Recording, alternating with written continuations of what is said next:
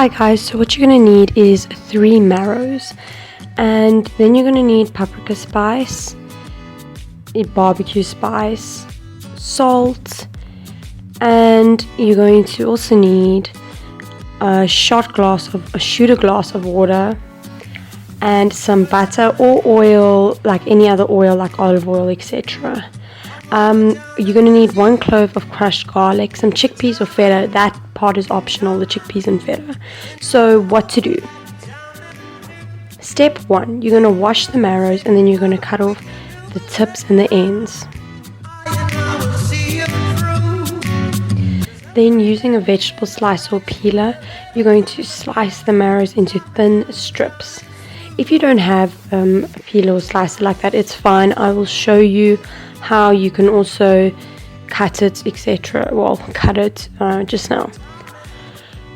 So this is what it should look like nice thin strips, so it's easy and quick to cook.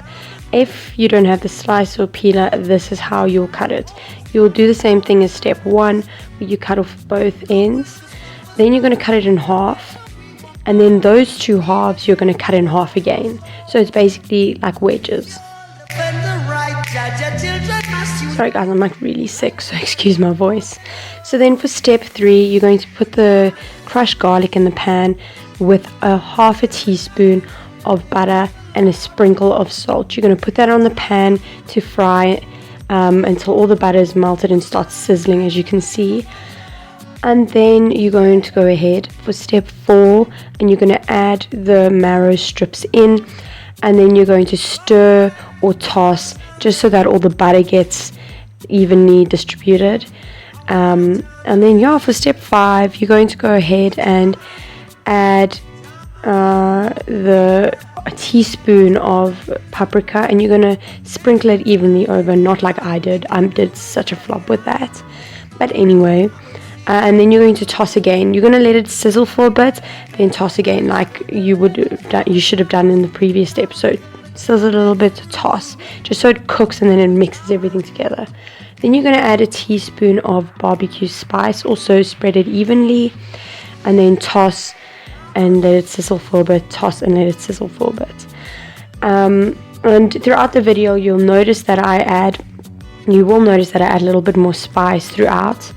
And then you're going to add half a shooter glass of the water, and once the water's in there, it makes you use it's a replacement for the butter, so that it's a healthier way of cooking.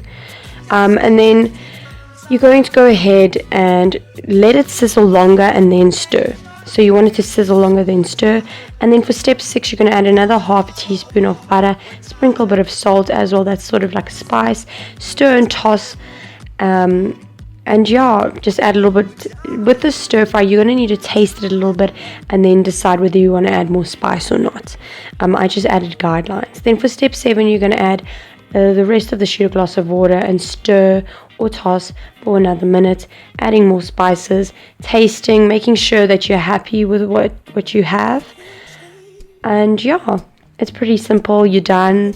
And then you can go ahead and add 2 tablespoons of chickpeas or more, and then some feta. Enjoy. It tastes really good in my opinion.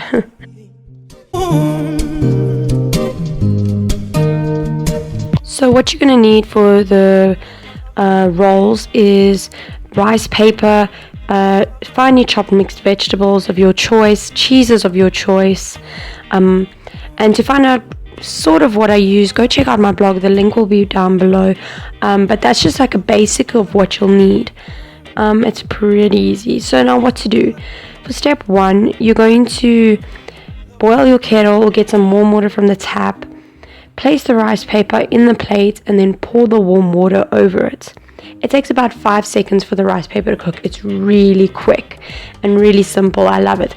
Not a lot of people like the taste of the rice paper, but I don't have a problem with it. In my opinion, it tastes quite nice. So then a tip I would like you guys to do is place a paper towel on the plate that you're going to put the rice paper on, just to absorb some of the water and it's not so watery. And then I'm going to take another paper towel and dab on the front of it. I just don't like it because then stuff that you put inside gets soggy and yeah, I just don't like it wet. And then for step 3, you're going to take the finely chopped vegetables and you're going to place it near to one side of the paper in a vertical, in an upward position, just piling it up on top of each other in a thin line. Just so it's easier to fold and it's thinner and better. And then you pop on your cheeses, and then folding, you're going to take the top and fold it over, take the bottom and fold it over. And then you're going to start rolling already from the end of the paper. And then when you fold, you'll fold over and try and tuck underneath to get it tight. It's pretty easy. You sort of, by watching the video, will understand what to do. Then you're going to chop it in half or do whatever you want. I prefer chopping it in half. And then you get a look of what it looks like inside. It's really nice, fresh, light on the stomach. I love it. Like and subscribe.